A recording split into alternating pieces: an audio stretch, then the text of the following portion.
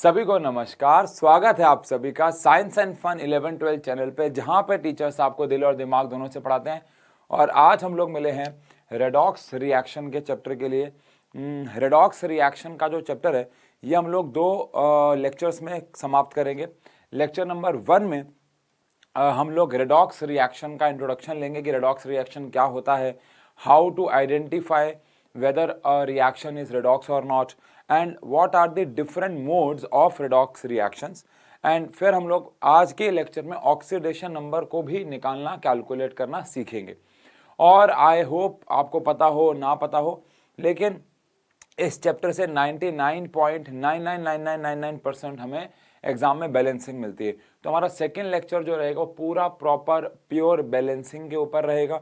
Reaction को balance करने के वी हैव टू मोड्स, एक होता है हाफ रिएक्शन मेथड और एक होता है आयन एक्सचेंज मेथड। लेकिन दोनों ही मेथड्स में आपको ऑक्सीडेशन नंबर जो है वो निकालना आना चाहिए। और अगर आपको ऑक्सीडेशन नंबर निकालना नहीं आता होगा तो आप रिएक्शन की बैलेंसिंग नहीं कर पाएंगे एट एनी हाउ। इसलिए फर्स्ट लेक्चर बहुत ज़्यादा इंपॉर्टेंट हो जाता है सेकेंड लेक्चर को करने के लिए। एग्जाम में फर्स्ट लेक्चर से भी एक आध नंबर का क्वेश्चन आता है सिर्फ ऑक्सीडेशन नंबर निकालने के ऊपर या आइडेंटिफिकेशन के ऊपर, लेकिन मेनली एग्जाम में बैलेंसिंग आने वाली है। लेकिन बैलेंसिंग आप तभी कर पाएंगे जब आपको फर्स्ट लेक्चर पूरा आता होगा। चलो, सबसे पहले रेडॉक्स रिएक्शन जो है, अगर हम इसकी बात करें तो आई होप आप सबको 10th क्लास से रेडॉक्स रिएक्शन का मतलब तो शायद पता ही है। अगर नहीं पता तो ये बात चल जाएगा। बट रेडॉक्स रिएक्शन जो है उसमें 10th में ये छोटा सा टॉपिक आया था 5 मिनट का, लेकिन यहाँ पे ये पूरा चैप्टर जो है वो बन के आ गया है। ठीक है जी। तो रेडॉक्स रिएक्शन है क्या? सबसे पहले तो chemical reaction in which both oxidation and reduction takes place। है ना भाई? अगर आपको ऑक्सीडेशन और रिडक्शन का मतलब नहीं पता तो पता चल जाएगा। बट ऐसी कोई भी रिएक्शन जिसमें ऑक्सीडेशन और रिडक्शन दोनों हो रहे हों एक साथ एक ही रिएक्शन में, उस रिएक्शन को हम रेडॉक्स रिएक्शन कहते हैं। अब ये जो रेडॉक्स वर्ड है, ये अपने आप में बना है रेड प्लस ऑक्स से। अब रेड मतलब ही अपना आप में रिडक्शन है और ऑक्स मतलब ऑक्सीडेशन है, तो इससे वर्ड मिलके बना रेडॉक्स रिएक्शन। अब रेडॉक्स रिएक्शन या कोई भी रिएक्शन रेडॉक्स कब होती है ये हमें जानना है। देखो, अगर एक रिएक्शन में रिडक्शन भी हो रही है और ऑक्सीडेशन भी हो रही है, ऐसे रिएक्शंस को हम लोग रेडॉक्स रिएक्शन कहते हैं। बट एक सवाल उठता है कि what is reduction and what is oxidation. अब हमें अगर रिडक्शन और ऑक्सीडेशन का मतलब ही नहीं पता है तो फिर रेडॉक्स रिएक्शन का सवाल ही नहीं उठता। तो हम अब ये पढ़ने वाले हैं कि कोई भी रिएक्शन में रिडक्शन या ऑक्सीडेशन कैसे होती है। लेकिन ध्यान रहे, रिडक्शन और ऑक्सीडेशन पता लगाने के बहुत तरीके होते हैं। 10th में हमारे पास एक तरीका था on the basis of O and H atoms, यानी हाइड्रोजन और ऑक्सीजन के एटम्स के बिहाफ पे रेडॉक्स रिएक्शन को पता लगाया जाता था, यानी ऑक्सीडेशन और रिडक्शन को पता लगाते थे। और अगर आपको नहीं याद आ रहा तो आओ याद करते हैं कि 10th क्लास में ऑक्सीडेशन का मतलब होता था addition of oxygen, atoms and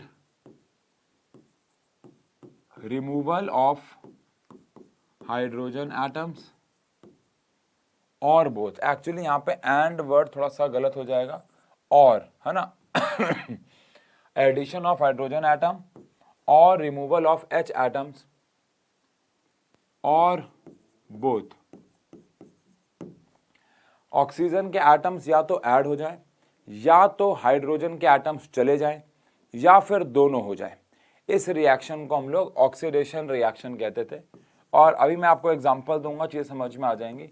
और ऐसी अगर रिडक्शन की बात करें तो इसका बिल्कुल उल्टा हो जाया करता था, यानी कि एडिशन ऑफ H एटम्स और removal of O atoms. Oh my God, देख रहे हो यार, मैं यहाँ से कुछ बात कर रहा हूँ ना आपसे ऑक्सीडेशन रिडक्शन, वहाँ से वो सीरी एक्टिव हो गई है। पता नहीं, मैंने तो हे सीरी बोला भी नहीं, फिर भी वो वहाँ से एक्टिव हो गई। पता नहीं क्या चक्कर है। इसको साइलेंट पे करते हैं यार, रुको। देख रहे हो बच्चों, मैंने तो कुछ बोला भी नहीं, अपने आप ही कह रही ऑक्सीडेशन रिडक्शन। कमाल है भाई। भाई ये तो कुछ हम अलग बात कर रहे हो और फोन में से बोल पड़े यार, ये तो बड़ा रिस्की मामला है यार। हाँ, एडिशन ऑफ H एटम्स और रिमूवल ऑफ O एटम्स और बोथ यानी कि एक रिएक्शन के अंदर से या तो हाइड्रोजन एटम्स उसके अंदर आ जाए या फिर ऑक्सीजन एटम्स उसमें से चले जाएं या फिर दोनों हो जाए, ऐसे रिएक्शन को हम रिडक्शन कहते हैं। नहीं सर, समझ में नहीं आया। चलो आओ, वैसे तो 10th क्लास की पढ़ाई है, बट आओ इसको एक बार रिवाइज कर लेते हैं। जैसे कि कॉपर सल्फेट के अंदर मैंने आयरन डाला, ठीक है ना, तो रिएक्शन के बाद मुझे आयरन सल्फेट मिल गया, प्लस में कॉपर जो है वो बाहर आ गया। अब इस रिएक्शन के अंदर अगर आप ध्यान दें तो कॉपर सल्फेट के पास ऑक्सीजन थे, बट आप देख सकते हैं कि after the process, after the reaction, उसके अंदर से ऑक्सीजन चले गए हैं। और ऑक्सीजन का जाना, जब ऑक्सीजन जाता है तो ऑक्सीजन का जाना इसे रिडक्शन कहा जाता है। ऑक्सीजन एटम्स का जाना इसे रिडक्शन कहा जाता है। और वहीं पे अगर मैं आयरन की बात करूं तो आयरन में आप देख सकते हैं ऑक्सीजन आ गए हैं। इसके पास पहले कोई भी ऑक्सीजन नहीं थे, लेकिन अब उसके पास 4 ऑक्सीजन आ गए हैं। तो this reaction is known as oxidation reaction. तो ऐसी रिएक्शन जिसमें से हाइड्रोजन या तो चले जाएं या तो ऑक्सीजन आ जाएं, उसे ऑक्सीडेशन कह देते हैं। जिसमें से ऑक्सीजन या तो चला जाए या हाइड्रोजन आ जाए या दोनों भी हो जाए, उस रिएक्शन को हम लोग रिडक्शन रिएक्शन कहते हैं।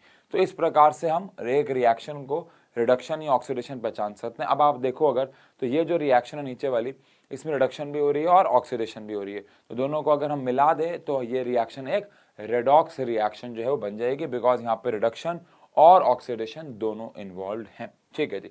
अब ऑक्सीडेशन और reduction on the basis of or H atom थोड़ा सा पुराना वर्जन है। अब यार देखो, अगर किसी रिएक्शन में H और O एटम्स ही नहीं है तो वहां पे भी रिडक्शन और ऑक्सीडेशन होता है। तो ये एक पुराना वर्जन था। अब हमारे पास एक नया वर्जन आता है जो आता है oxidation reduction on the basis of electron transfer. Electron के ट्रांसफर के बेसिस पे ऑक्सीडेशन या रिडक्शन क्या होता है, तो ये हमारे पास एक नया कंसेप्ट है। मतलब अगर आपने चैप्टर अभी तक नहीं पढ़ा है तो फिर इस तरीके से ऑक्सीडेशन और रिडक्शन नहीं पढ़ी। ऑल्दो मुझे पता है कई स्कूल्स में, कई जगहों पे 10th क्लास में भी ये इलेक्ट्रॉन ट्रांसफ़र का मेथड बता दिया जाता है, ऑल्दो ये हमारे सिलेबस का हिस्सा नहीं होता है। मैं वैसे अक्सर एडिशनल चीज़ें बच्चों को कराता हूँ, बट मैं इसके खिलाफ रहता हूँ हमेशा कि मैं इलेक्ट्रॉन ट्रांसफ़र वाला मेथड भी करवाऊँ। उसके 2 रीज़न हैं। पहला रीज़न ये है कि 10th क्लास में वैसे ही बच्चा ऑक्सीडेशन रिडक्शन थोड़ा सा कन्फ्यूज रहता है, और इलेक्ट्रॉन ट्रांसफ़र मेथड उसको mainly metals and non metals में चैप्टर में जाकर समझ में आता है, लेकिन ये केमिकल रिएक्शन इक्वेशन में होता है, तो काफ़ी गैप होता है उसमें, तो बच्चा अल्टीमेटली कंफ्यूज होता है। इसलिए मैं ये वाला मेथड कभी भी 10th में नहीं कराता हूँ। ऑल्दो मुझे पता है कुछ स्कूल्स में, कुछ टीचर्स, कुछ ट्यूशन्स में, कुछ जगहों पे करा दिया जाता है, बट ये हमारे सिलेबस का हिस्सा नहीं होता, तो इसमें एग्जाम में इसके ऊपर सवाल भी नहीं आते हैं। बट अब आपको पढ़ना ही होगा कि ऑक्सीडेशन और reduction on the basis of electron transfer. अगर हाइड्रोजन और ऑक्सीजन एटम्स के बिहाफ पे बात करो तो समझ में आता है, लेकिन इलेक्ट्रॉन ट्रांसफर के बिहाफ पे कैसे बात की जाएगी, आओ जरा समझे कि ऑक्सीडेशन क्या है। तो removal of electrons bye an atom. बहुत आसान भाषा में अगर लिखूं कि एक एटम अगर इलेक्ट्रॉन्स रिमूव कर रहा है, मतलब डोनेट कर रहा है, तो उसकी ऑक्सीडेशन हो जाएगी।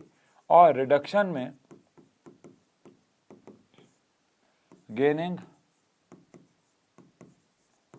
ऑफ इलेक्ट्रॉन्स या इलेक्ट्रॉन्स बाय एन एटम। अगर एक एटम इलेक्ट्रॉन लूज कर रहा है, दे रहा है, तो दैट इज बेसिकली ऑक्सीडेशन। और अगर एक इलेक्ट्रॉन एटम जो है इलेक्ट्रॉन गेन कर रहा है, तो इसको हम लोग रिडक्शन कह देंगे। तो ऑक्सीडेशन मतलब इलेक्ट्रॉन देना और रिडक्शन मतलब इलेक्ट्रॉन लेना। तो इस हिसाब से भी हम लोग रेडॉक्स रिएक्शन के बारे में बात कर सकते हैं। आओ जरा समझें। मैं यहाँ पे काफ़ी अलग एग्जाम्पल आपको दूंगा ताकि आप एक चीज़ समझ, जैसे कि यहाँ पे सोडियम है और यहाँ पे क्लोरीन है। अब सोडियम और क्लोरीन जुड़े और इन्होंने हमें सोडियम क्लोराइड फॉर्म करके दिया। सोडियम और क्लोरीन जुड़े और इन्होंने हमें सोडियम क्लोराइड जो है वो फॉर्म करके दिया। अब द पॉइंट इज, अब द लॉजिक इज कि इस रिएक्शन के अंदर हाइड्रोजन और ऑक्सीजन दोनों ही नहीं है। इस रिएक्शन के अंदर ना तो हाइड्रोजन है और ना ही ऑक्सीजन है, आप देख सकते हैं, लेकिन फिर भी इस रिएक्शन में रेडॉक्स रिएक्शन हो रही है। तो इसका मतलब ये ऑक्सीजन और हाइड्रोजन वाला कंसेप्ट तो यहाँ नहीं लग सकता। तो फिर कैसे समझेंगे आओ देखो, जैसे कि सोडियम और क्लोरीन, अभी ना तो सोडियम ने इलेक्ट्रॉन लिए दिए हुए हैं ना ही क्लोरीन ने इलेक्ट्रॉन लिए दिए हुए हैं, लेकिन जब वो NaCl फॉर्म करते हैं तो आप सबको पता है कि Na अपना एक इलेक्ट्रॉन Cl को दे देता है। हम ये जानते हैं कि Na अपना एक इलेक्ट्रॉन क्लोरीन को दे देता है। अब अगर ऐसा है, Na ने अगर अपना एक इलेक्ट्रॉन क्लोरीन को दे दिया तो यहाँ पे पहली बात तो हुआ लॉस ऑफ इलेक्ट्रॉन, और लॉस ऑफ इलेक्ट्रॉन को हम लोग ऑक्सीडेशन कहते हैं। तो बेसिकली सोडियम की ऑक्सीडेशन हो गई। लेकिन वहीं पे अगर हम देखें तो Cl2 ने Cl माइनस बना दिया, यानी कि इलेक्ट्रॉन ले लिया, तो गेनिंग ऑफ इलेक्ट्रॉन हुआ, और गेनिंग ऑफ इलेक्ट्रॉन को हम लोग रिडक्शन कहते हैं। तो बेसिकली ये जो रिएक्शन है वो एक रेडॉक्स रिएक्शन होगी, क्योंकि एक एटम इलेक्ट्रॉन लूज कर रहा है और एक एटम इलेक्ट्रॉन गेन कर रहा है, एक की ऑक्सीडेशन हो रही है और एक की रिडक्शन हो रही है। तो this reaction is basically a redox reaction. अगर मैं आपको इसका एक और एग्जांपल दे दूं, जैसे कि मान लेते हैं हमारे पास है AgCl, हमने इसको सनलाइट में रखा है ना, ये तो 10th की रिएक्शन ही है, और Ag अलग हो गया और Cl2 अलग हो गया, बैलेंसिंग होती रहेगी, ठीक है।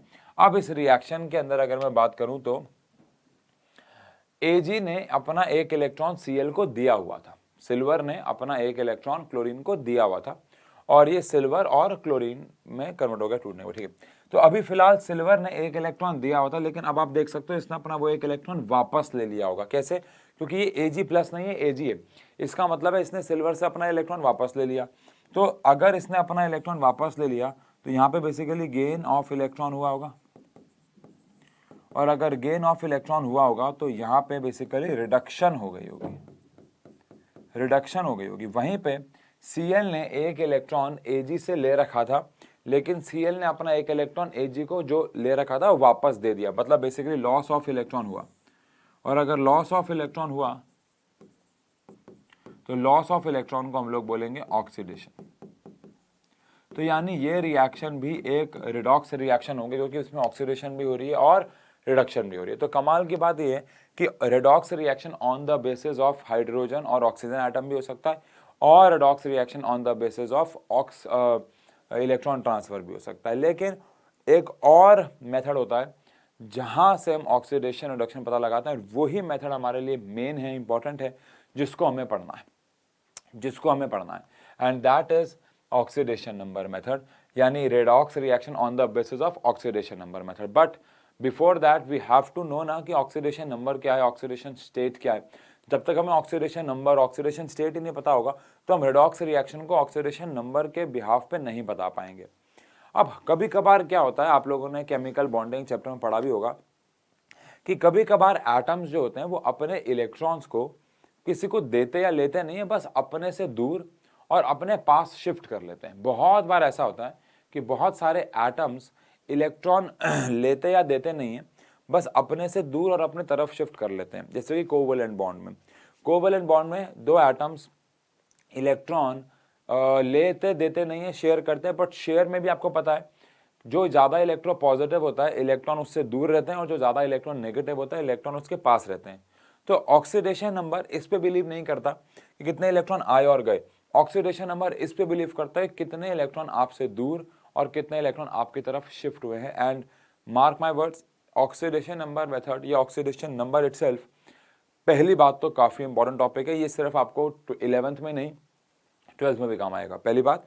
दूसरी बात, ये धीरे धीरे समझ में आता है, ये ऐसा टॉपिक नहीं है जैसे अब आपने ये पढ़ा कि भैया oxidation reduction on the basis of O और H, तो ये पहली बारी में समझ में आता है, इसमें ऐसा कुछ है नहीं, मतलब कोई लंबा चौड़ा खेल है नहीं। यहाँ पे भी ठीक है, इलेक्ट्रॉन जा रहे हैं तो ऑक्सीडेशन हो रही है, आ रहे हैं तो रिडक्शन। लेकिन ऑक्सीडेशन नंबर मेथड की अगर बात करें तो इसको समझने में काफ़ी समय लग जाता है कभी कभार, मतलब इनिशियली तो ये समझ में ऐसा लगता है आपको कि नहीं आएगा, मतलब ऐसा लगेगा आपको, हो सकता है पहली बार में आ जाए, जो कि अगेन ऐसी कोई बड़ी बात नहीं है, आ जाता है 20% 30% बच्चों को पहली बार में समझ। लेकिन मोस्ट ऑफ द केसेस में क्या होता है, ये जो टॉपिक है वो ग्रेजुअली आने वाला टॉपिक है ये ऐसा नहीं है जो एक बारी में आ जाए। इससे पहले हम इसको निकालना सीखें, हमें सबसे पहले ऑक्सीडेशन नंबर की डेफिनेशन सीखनी होगी। तो number of electrons shifted towards or away from an atom।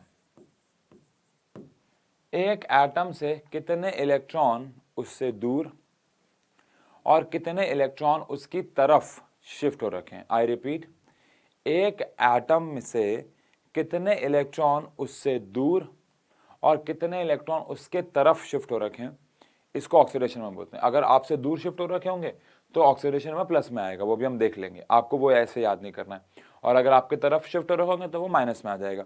और अगर आपने कोई इलेक्ट्रॉन अपने से दूर या अपने पास शिफ्ट नहीं कर रखे तो ऑक्सीडेशन नंबर 0 आ जाएगा। ठीक है जी, वो 0 आ जाएगा। चलिए फिलहाल अगर बात करें ऑक्सीडेशन नंबर निकालना सीखते हैं। तो rules to calculate oxidation number. बेटा मेरा यकीन रखिएगा, ये मेथड का ये जो टॉपिक पढ़ रहे हैं इटसेल्फ ये काफ़ी इंपॉर्टेंट है। भले ही आपके एग्जाम में 1 नंबर का आए, लेकिन ये टॉपिक आपको इस पूरे चैप्टर को आप डिसाइड करने वाला। अगर आप ऑक्सीडेशन नंबर मेथड नहीं पढ़ पाते हो, ऑक्सीडेशन नंबर निकालना ही नहीं सीख पाते हो, तो आगे का कुछ समझ नहीं आने वाला। एंड अगेन आपको 12th के भी 2 से लेके 3 चैप्टर्स बिल्कुल समझ में नहीं आएंगे अगर आपको ऑक्सीडेशन नंबर ही ढंग से निकालना ना आया। और ये एक बारे में ढंग से निकालना आता भी नहीं है, ये बात भी ध्यान रखिएगा। 2 दिन 3 दिन 4 दिन लग सकते हैं आपकी प्रैक्टिस के इसमें। ठीक है जी, चलो अब सबसे पहला रूल नंबर 1 कह देते हैं, चलो एक प्रकार से इसको, कि oxidation number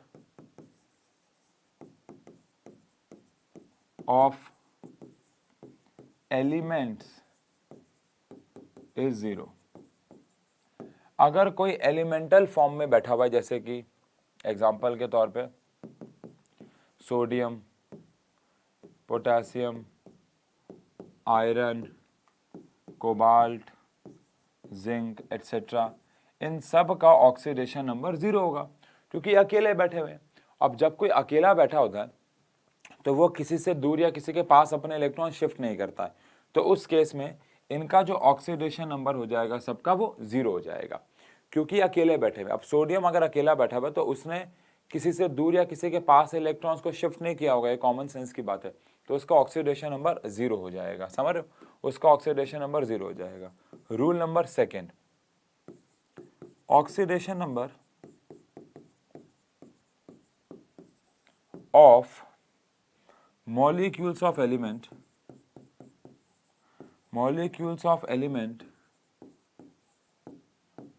is also 0।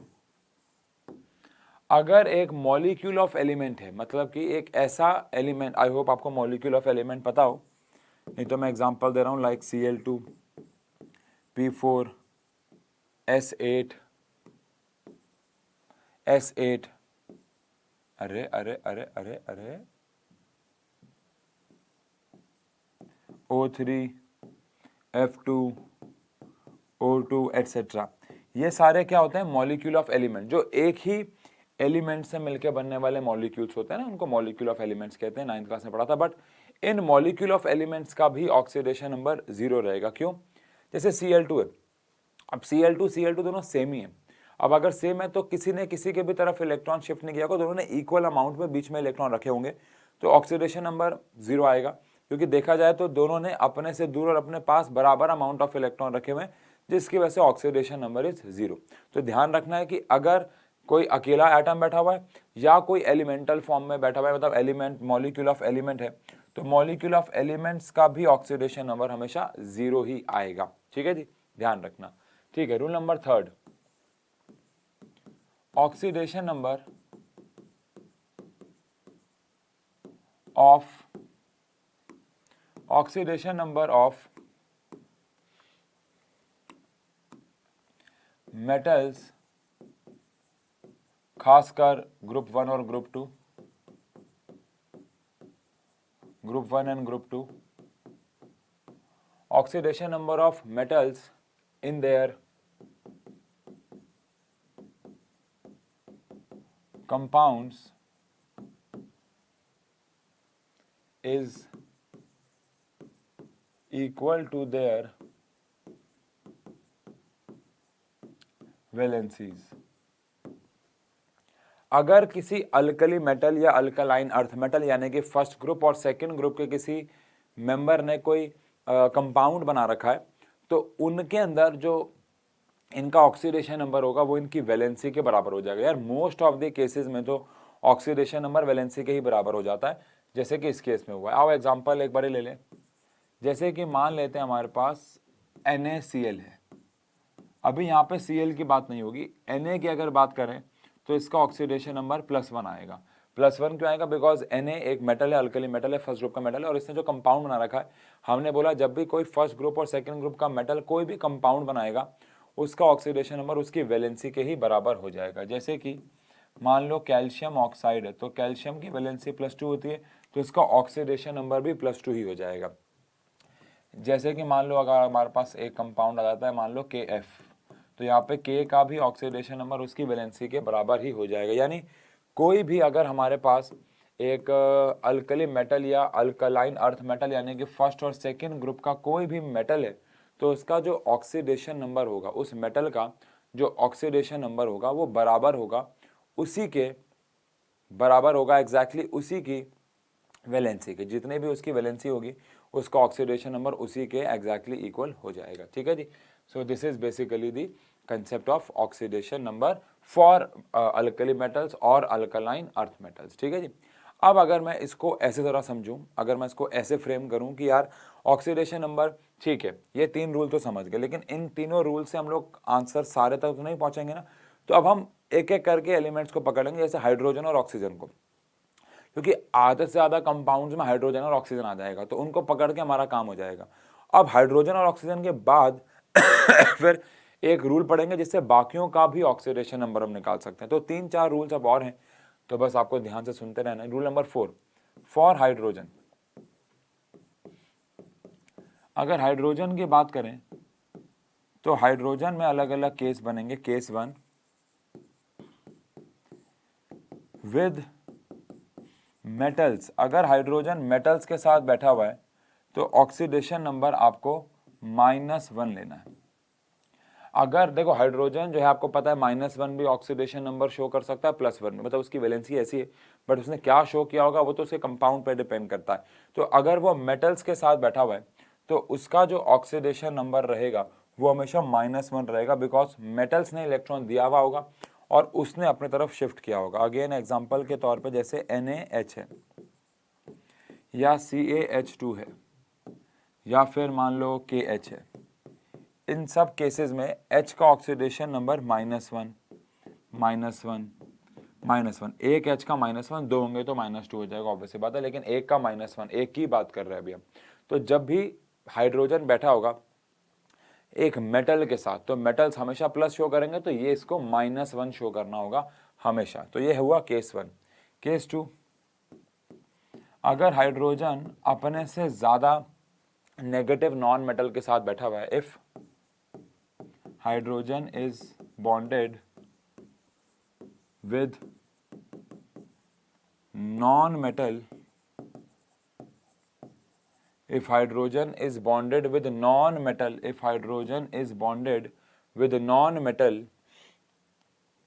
which is more electronegative than hydrogen, which is more electronegative than hydrogen, तो आपको उसका ऑक्सीडेशन नंबर +1 लेना है। अगर एक नॉन मेटल है हमारे पास और वो नॉन मेटल अगर मान लो नाइट्रोजन एग्जांपल ले लेते हैं, चलो एक एग्जांपल से लेंगे ना समझ में आएंगी चीजें। मान लो NH3 एक बहुत अच्छा एग्जांपल है। अब NH3 में Na और H है, N को भी छोड़ देते हैं, H की बात कर रहे हैं अभी तो हम सब जानते हैं कि nitrogen is more electronegative than hydrogen. Nitrogen जो है वो किसी भी हाल में हाइड्रोजन से ज्यादा इलेक्ट्रोनेगेटिव ही, आप सबको पता है, दुनिया का थर्ड मोस्ट इलेक्ट्रोनेगेटिव एलिमेंट है नाइट्रोजन।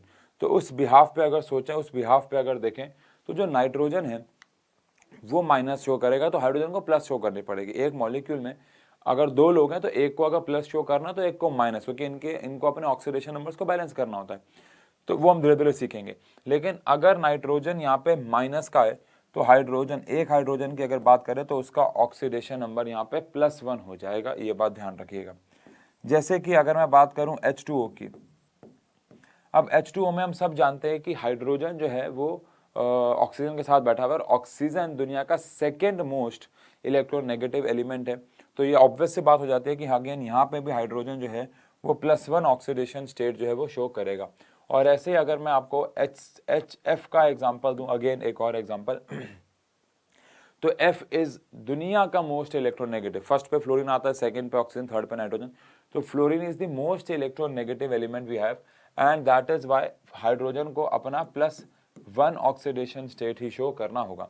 हाइड्रोजन को अपना +1 ऑक्सीडेशन स्टेट ही शो करना होगा। तो जब भी हाइड्रोजन बैठा होगा किसी भी इलेक्ट्रोनेगेटिव एलिमेंट के साथ, तो आपको ये ध्यान रखना है कि उसका ऑक्सीडेशन नंबर जो है वो पॉजिटिव यानी कि प्लस में हो जाएगा। ये बात आपको हमेशा ध्यान रखनी है, ठीक है?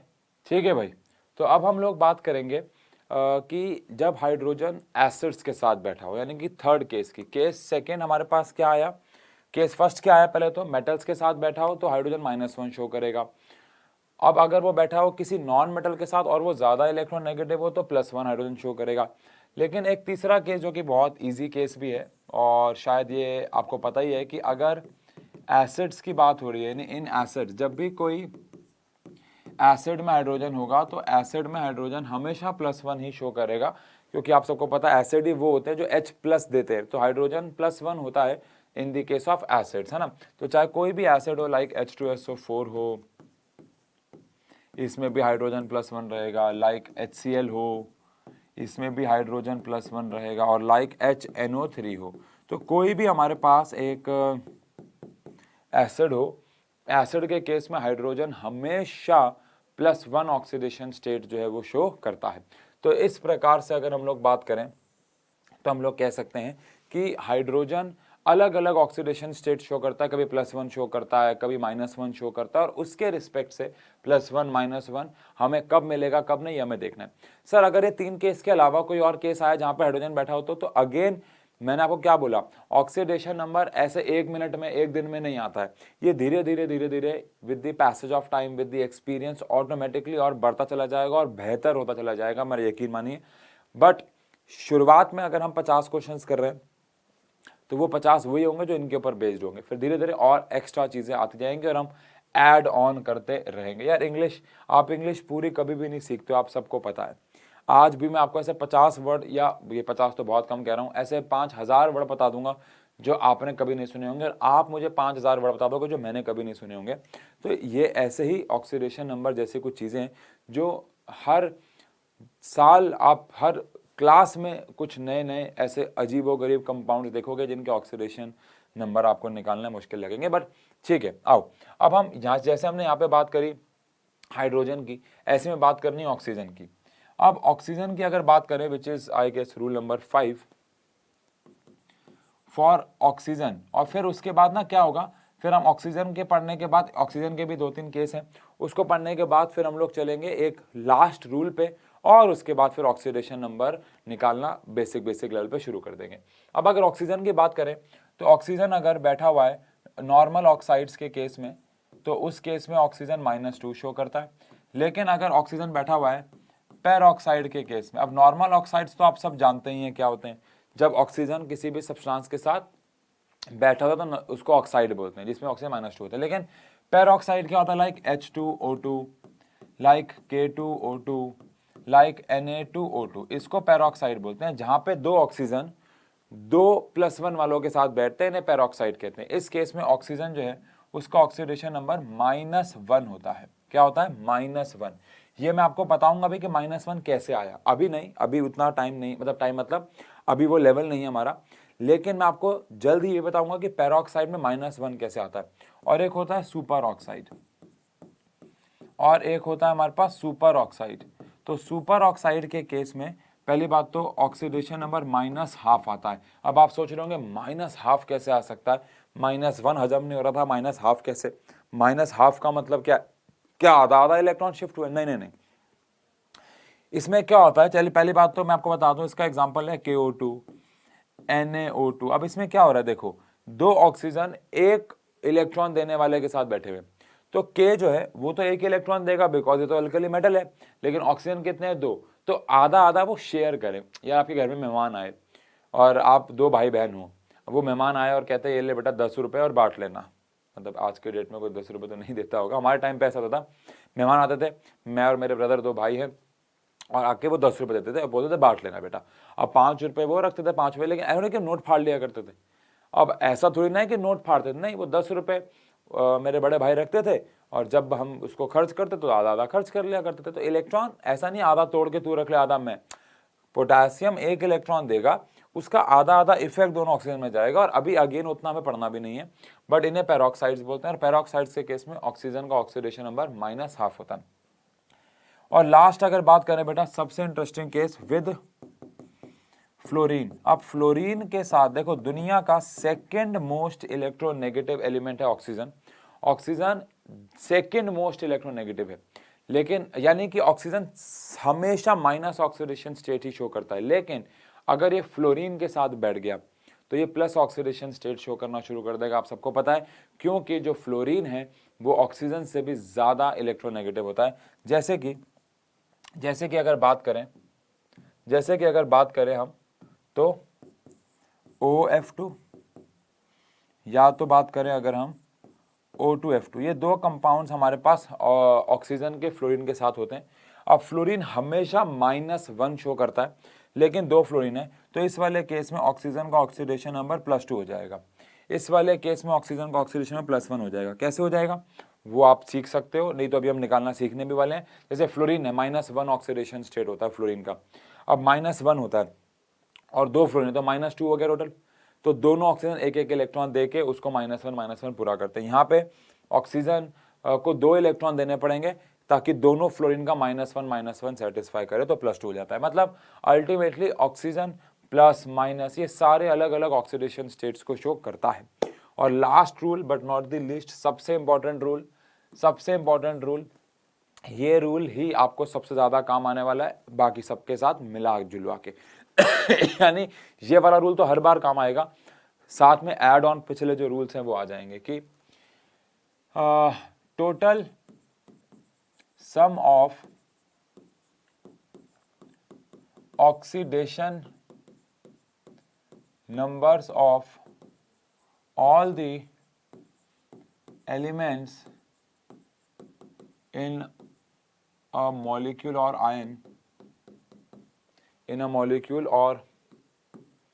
ion is equal to the charge on the ion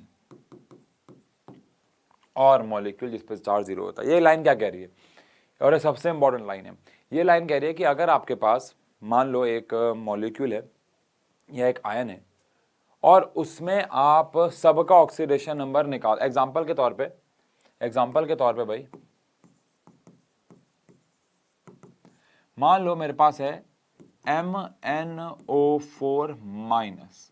अब MnO4- में ओवरऑल चार्ज जो है वो -1 है। तो ये लॉ कह रहा है कि आप क्या करो, आप मैग्नीज और ऑक्सीजन का टोटल ऑक्सीडेशन नंबर अगर निकाल दोगे तो दोनों का जो सम ऑफ ऑक्सीडेशन नंबर होगा वो -1 हो जाएगा। यानी इसमें इन सब का जो ऑक्सीडेशन नंबर का सम है वो -1 हो जाएगा। ठीक है, थोड़ी देर के लिए मान लेते हैं Mn का ऑक्सीडेशन नंबर x है और ऑक्सीजन का y है, थोड़ी देर के लिए मान लो, और y है कितना हमारे पास 4 है क्योंकि 4 ऑक्सीजन है। तो इनका जो भी ऑक्सीडेशन नंबर आएगा ऐड करके वो -1 आएगा क्योंकि इनका चार्ज जो है वो -1 है। लाइक मान लो NH4 प्लस, अब N का ऑक्सीडेशन नंबर मान लो आप x है और H का ऑक्सीडेशन नंबर मान लो आप y है और ऐसे 4 हाइड्रोजन बैठे हुए हैं, तो इसका पूरे का ऑक्सीडेशन नंबर का सम +1 आएगा। अब सोचो, अगर आपको x और y में से कोई भी एक पता है तो आप दूसरा ऑटोमेटिकली निकाल लोगे इस रूल से, और यही रूल हम लोग इस्तेमाल करने वाले हैं। बेटा ध्यान रखना, जैसे कि मान लो SO4 -2 है, अब इस पूरे पे चार्ज -2 है, सल्फर का मान लेते हैं x है, और ये हमारे पास y है, ये सारे 4 वाले क्यों ले रहा हूँ मैं, तो ऐसा हो जाएगा, ठीक है ना। अब जैसे एक और एग्जांपल ले लो, कहीं आप सोचो कि ये हमेशा 4 वालों के लिए वैलिड है। जैसे कि मान लो यहाँ पे हम बात करें CO3 -2, CO3 -2, अब इस पूरे पे चार्ज -2 है, कार्बन का x मान लेते हैं, ऑक्सीजन का हम लोग y मान लेते हैं, और यहाँ पे 3 आ गया, जो भी इनका ऐड करके आएगा वो -2 आएगा। और अगर मान लो कोई चार्ज ही नहीं है, लाइक C6H12O6, अब इस पर तो कोई चार्ज ही नहीं है तो 0 आ जाएगा। मान लो इसका x है तो 6 बैठे हुए हैं, मान लो इसका y है तो 12 बैठे हुए हैं, और मान लो इसका z है तो ये 6 बैठे हुए। तो इन सब का मिला जुला के जो ऑक्सीडेशन नंबर आ जाएगा वो 0 यानी कि 0 आ जाएगा। तो बेसिकली कहने का मतलब सिर्फ ये है कि अगर एक मॉलिक्यूल पे कोई भी चार्ज है, कोई भी ओवरऑल चार्ज बैठा हुआ है, तो वो सारे एटम्स के जो चार्जेस है उनके सम के जो है वो बराबर आ जाएगा। डन है जी। तो इस प्रकार से ये चीज़ जो है वो रिप्रेजेंट होगी। ओके, कोई दिक्कत? पक्का? बढ़े आगे? डन? डन? डन? चलिए ठीक है। अब यहाँ पे इस पूरे सारे रूल्स का हम लोग इस्तेमाल कैसे करेंगे?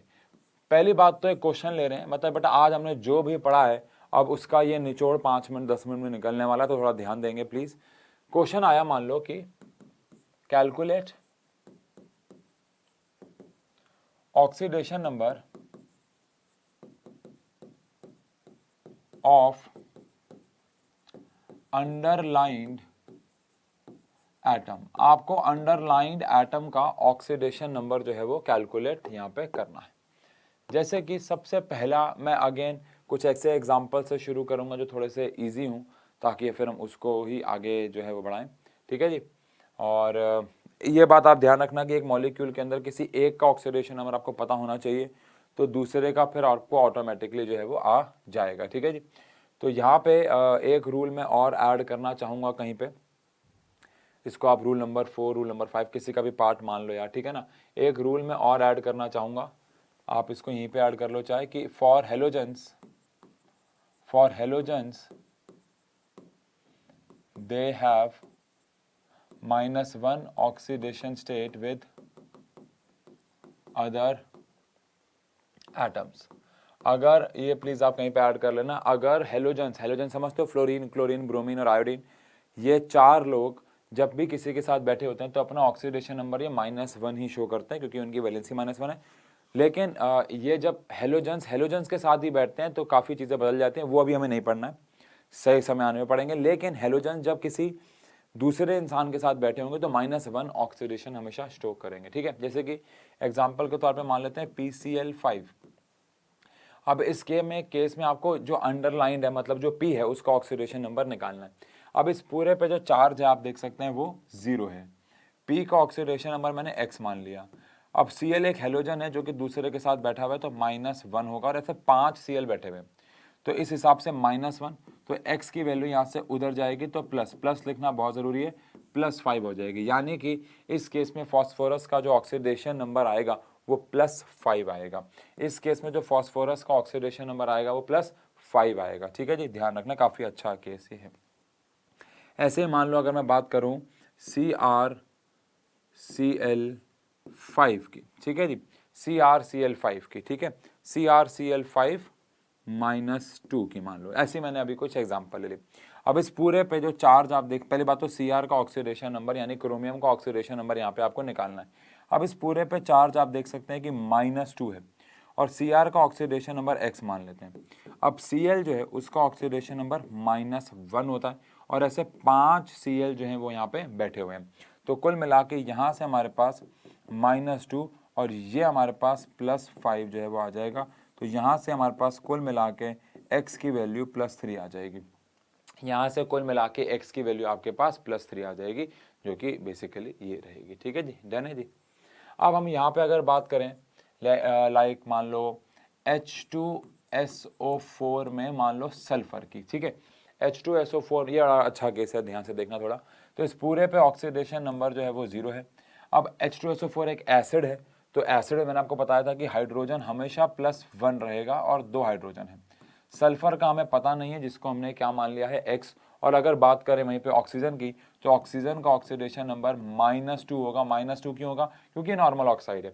H2SO4 आप सबको पता है, हाइड्रोजन, सल्फर और ऑक्सीजन का एक कंपाउंड है जो हम सब पहले से ही जानते हैं। नहीं, ये नॉर्मल ऑक्साइड है यार, सल्फ्यूरिक एसिड है भाई, नॉर्मल ऑक्साइड, सल्फर का नॉर्मल ऑक्साइड है ये। तो ऑक्सीजन का ऑक्सीडेशन नंबर यहाँ पे -2 रहेगा। उस हिसाब से अगर कैलकुलेट करें तो यहाँ पे हमारे पास रह गया है -6 = 0। तो कुल मिला के इसका ऑक्सीडेशन नंबर सल्फर का यहाँ +6 जो है वो आ जाएगा। ऐसे अगर मैं बात करूं NO2- की, तो अगेन हम सब जानते हैं नॉर्मल नाइट्रोजन का ऑक्साइड है, लेकिन इस पूरे पे चार्ज जो है वो -1 है। अब नाइट्रोजन का हमें यहाँ पे ऑक्सीडेशन नंबर निकालना है, जो कि मैंने X जो है वो मान लिया है। और ऑक्सीजन का -2 होगा क्योंकि ये नॉर्मल ऑक्साइड है। तो 2 to 4 उधर गया 3, तो यहाँ से इसका ऑक्सीडेशन नंबर हमारे पास कुल मिला के +3 जो है वो आ जाएगा। तो ऐसे हम किसी भी अंडरलाइन मॉलिक्यूल में अंडरलाइन एटम का ऑक्सीडेशन नंबर जो है वो कैलकुलेट कर सकते हैं। ठीक है जी। इसके बाद 2 मैं और केस करा रहा हूँ आपको। जैसे KMnO4 में हमें मान लो Mn का निकालना है, और 6 में मान लो K2Cr2O7 में हमें Cr का निकालना है। ठीक है, ऐसा करते हैं, इसमें Mn का मैं निकालता हूँ, फिर Cr का आप निकालो और चेक करते हैं कौन सही जो है वो कह रहा है। तो मतलब कौन सही कह रहा है, मतलब आंसर चेक कर लेते हैं, ऐसे कोई शर्त वर्त नहीं है। अब इस पूरे पे चार्ज हमारे पास 0 है। के एक अल्कली मेटल है, मैंने बताया अल्कली मेटल अपनी वैलेंसी के ही हिसाब से ऑक्सीडेशन नंबर शो करते हैं। Mn का हमने X मान लिया, और O ये नॉर्मल ऑक्साइड है तो -1, सॉरी नॉर्मल ऑक्साइड है तो -2। सर हमें कैसे पता लगेगा नॉर्मल ऑक्साइड है कि नहीं है? अरे यार ये देखो मैंने एग्जांपल दे दी थी यहाँ पे, बस अगर ऐसा कुछ मिले तो पैराऑक्साइड है तो अब -1 लेना है, और ऐसा कुछ मिले तो ये सुपर ऑक्साइड है। इसके अलावा जो भी मिलेगा आपको वो नॉर्मल ऑक्साइड होगा। इतनी सिंपल सी बात है। तो यहाँ पे हमारे पास x आ गया, आप देख सकते हैं -7 = 0। तो कुल मिला के जो x है वो हमारे पास +7 जो है वो बच्चों आ जाएगा। ठीक है जी, डन है। तो ये बेसिकली हमारे पास KMnO4 का खेल जो है वो हो जाता है। ओके, कोई दिक्कत? डन, पक्का, आगे बढ़ें। चलिए अब K2Cr2O7 में Cr का ऑक्सीडेशन नंबर जल्दी से निकाल दो आप, बिना देर लगाए। जल्दी से Cr का ऑक्सीडेशन नंबर खटाक से निकाल दो आप।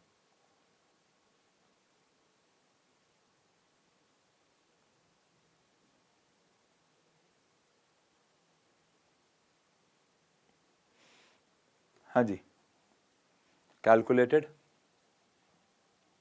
निकाला?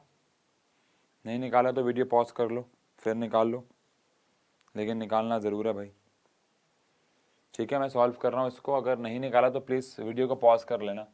K का मैंने बताया आपको +1, लेकिन इस बार 2 K बैठे हुए हैं। क्रोमियम का हमने X मान लिया, और अगेन क्रोमियम भी 2 बैठे हुए हैं। ऑक्सीजन नॉर्मल ऑक्साइड है यहाँ पे, तो -2 7 बैठे हुए हैं = 0। तो ये आ गया हमारे पास 2, प्लस में 2x, माइनस में 14 = 0। ये उधर जाएगा तो 2x = +12 हो जाएगा, और x की वैल्यू +6 आ जाएगी। तो यहाँ पे हमने क्रोमियम का ऑक्सीडेशन नंबर निकाल लिया जो कि +6 है। तो इस तरीके से हम लोग ऑक्सीडेशन नंबर निकाल सकते हैं। एनसीईआरटी या किसी भी जगह पे बहुत सारे ऑक्सीडेशन नंबर के क्वेश्चंस हैं, जिनको आप एक बार रिपीट कर सकते हैं, गो थ्रू कर सकते हैं और सॉल्व कर सकते हैं, और फिर हम उसके हिसाब से उन्हें कैलकुलेट कर लेंगे। कोई दिक्कत नहीं है। ये सारा काम कहाँ आएगा, सारा इस्तेमाल कहाँ आएगा? मैं आपको दोबारा बोल रहा हूँ, अगर आपको आज ऑक्सीडेशन नंबर 20% भी समझ में आ गया तो ये बहुत बड़ी उपलब्धि है, क्योंकि अगले लेक्चर में जब हम बैलेंसिंग करेंगे तो ये आपको ऑटोमेटिकली 30, 40, 50, 60 पहुंचेगा। फिर बैलेंसिंग के दूसरे मेथड पर चलेंगे तो 60, 70, 80, 90 ऐसे हो जाता है। मतलब ये दैट विल टेक टाइम। ये तो पहला दिन है यार, और ये तो पहली क्लास है। मतलब लिटरली ऑफलाइन में तो मैं इसको कराता और फिर मैं बोलता आप इसके 20 क्वेश्चन करो मेरे सामने, फिर 20 में से हम लोग देखते 10 ही सही हो रहे हैं, 10 सही नहीं हो रहे हैं, फिर हम उन और दोबारा काम करते। तो मतलब एक प्रोसेस है ये, ऐसा नहीं है कि एक दिन में गोली खाई और सर दर्द ठीक हो गया। नहीं, ये कैंसर है भाई। क्या गंदे गंदे मनुष्य एग्जाम्पल देता हूँ। ये बड़ी बीमारी है, धीरे धीरे ही जाएगी, समझ रहे हो आप? ठीक है जी, तो मिलते हैं अगली क्लास में। Thank you so much, thank you so much. PPT वगैरह Telegram science and fun official app download. Okay, bye, thank you.